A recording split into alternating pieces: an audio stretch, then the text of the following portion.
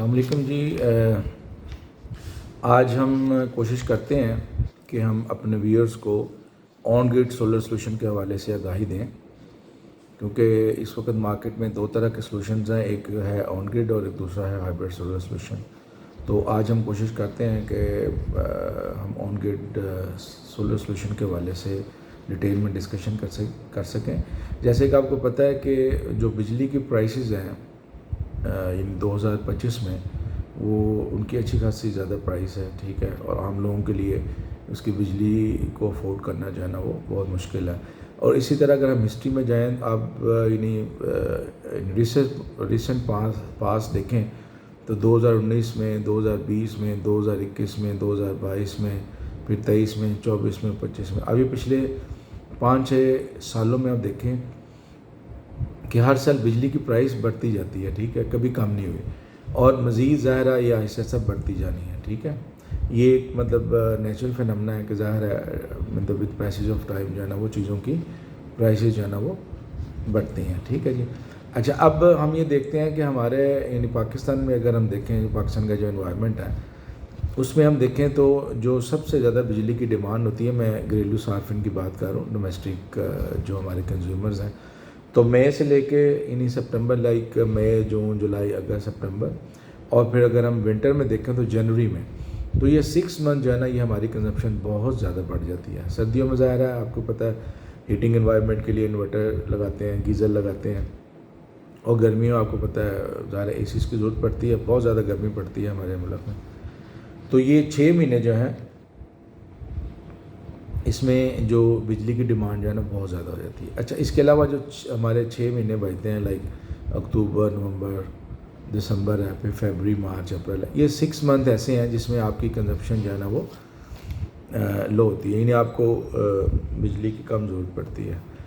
तो on grid solar system लगाने का सबसे बड़ा बेनिफिट ये है कि आपकी जो एक्स्ट्रा बिजली है वो आपकी ग्रिड में जाती है, ठीक है।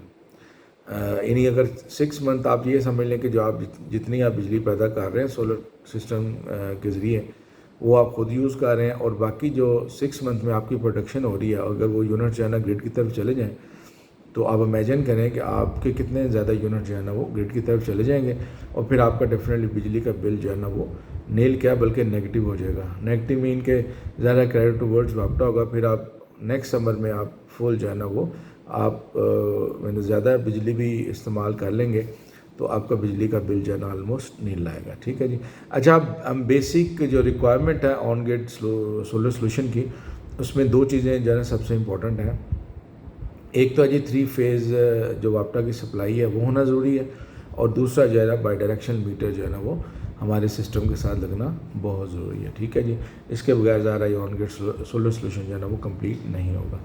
अब हम इसमें देखते हैं कि जी ऑन ग्रिड सोलर सोल्यूशन में हमें किन चीज़ों की ज़रूरत पड़ती है, ठीक है। सबसे पहले हमें ज़्यादा जो सोलर प्लेट्स हैं, जो सोलर पैनल्स हैं, उनकी हमें ज़रूरत पड़ती है, ठीक है। इस वक्त यानी 585, 590, 610, 615, 640, 700, 705, 710, 720 वॉट की प्लेटें भी अवेलेबल हैं, ठीक है। उसमें डिफरेंट ब्रांड्स हैं, कैनेडियन है, जिनको है, जे है, लूंजी है, ठीक है, और भी मतलब 2-3 ब्रांड्स हैं, लेकिन ये 4 ब्रांड्स मैंने आपको बताया ये हमारे यहाँ कॉमन है। इसके अलावा हमें चाहिए जी ऑन ग्रिड इन्वर्टर, ठीक है।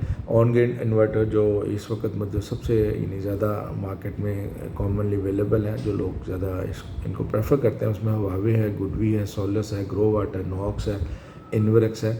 ये वो यानी मेजर ब्रांड्स हैं जो मतलब जिनको अच्छा यानी ब्रांड जो है ना वो कंसिडर किया जाता है। इसके अलावा हमें जो डीसी केबल्स हैं उनकी ज़रूरत पड़ती है, जो कि सोलर प्लेट्स और इन्वर्टर को मिलाती है। इसके अलावा हमें अर्थिंग केबल है जो हमारे पूरे डीसी और एसी सिस्टम को हम उसको अर्थ करते हैं, ठीक है, तो हमें अर्थिंग केबल की ज़रूरत पड़ती है। इसके अलावा हमें एसी केबल की ज़रूरत पड़ती है। एसी केबल हमें ज़रूरत पड़ती है जहां हमने इन्वर्टर को हमारी जो मेन डीबी है, ठीक है, उसकी कनेक्टिविटी के लिए, और बाहर जो डिस्कनेक्टर स्विच और मीटर को आपस में कनेक्टिविटी के लिए हमें एसी केबल की ज़रूरत पड़ती है। इसके अलावा हमें जो हमारे डीबी बॉक्सेस हैं वो हमें एक एसी सिस्टम के लिए लगाना पड़ेगा, एक डीसी सिस्टम के लिए लगाना पड़ेगा, ठीक है। اس کے علاوہ ہمیں اے سی بریکر کی ضرورت پڑے گی, اے سی ایس پی ڈی کی ضرورت پڑے گی, ایس پی ڈی مین سرج پروٹیکشن ڈیوائس, ٹھیک ہے. پھر ہمیں ڈی سی بریکرز کی ضرورت پڑے گی, D C S P Ds کی ضرورت پڑے گی, ٹھیک ہے. جتنی ہمارے ہاں اسٹرنگز ہوں گی, ٹھیک ہے, اتنے ڈی سی بریکرز اور اتنے ہی D C S P Ds جو ہے نا وہ لگیں گی.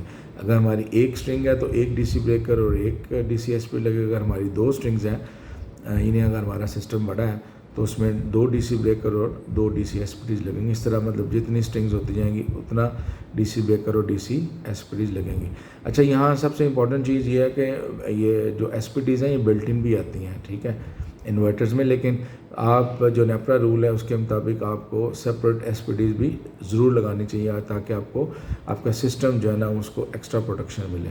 اچھا, اس کے علاوہ یہاں ہم ارتھنگ کرواتے ہیں, ٹھیک ہے. ایک نیپرا رول کے مطابق ایک اے سی سسٹم کی ارتھنگ کی ہمیں ضرورت پڑتی ہے اور ایک ڈی سی سسٹم کو بھی ہمیں ارتھ کرنا پڑتا ہے, ٹھیک ہے. اس حوالے سے ہمیں پراپر جو ہے نا وہ 2 بور کرانے پڑتے ہیں جن کی ڈیپتھ جو ہے نا وہ 55 سے 60 فیٹ تک جاتی ہے. اچھا, اس کے علاوہ جو سب سے امپورٹنٹ چیز ہے وہ ہے اسٹرکچر کی, ٹھیک ہے. تو 2 طرح کے اسٹرکچر لگتے ہیں. ایک اسٹینڈرڈ اسٹرکچر ہے جو L2 L3 جو بنا بنایا مل جاتا ہے, ایک وہ ہے, اور دوسرا ہے ایلیویٹڈ اسٹرکچر, ٹھیک ہے جی. ایلیویٹڈ اسٹرکچر ہم سی چینل کے ساتھ بھی لگا سکتے ہیں اور ایچ بیم کے ساتھ بھی لگا سکتے ہیں. اچھا, اسٹینڈرڈ اسٹرکچر ہم وہاں لگاتے ہیں جہاں کھلی جگہ ہے, ٹھیک ہے. ہمیں کیونکہ ہر رو کے درمیان میں ایک سرٹن جو ہے نا وہ ڈسٹینس چھوڑنا پڑتا ہے. اگر تو آپ کے پاس اسپیس کھلی ہے تو definitely you should go for standard structure. لیکن اگر آپ کے پاس اسپیس کم ہے تو ڈیفینیٹلی آپ کو پھر اکٹھا اسٹرکچر لگانے کے لیے ہم ایلیویٹڈ اسٹرکچر کا ہمیں سہارا لینا پڑتا ہے, ٹھیک ہے. اور یہ ذہن میں رکھیے گا کہ اسٹینڈرڈ اسٹرکچر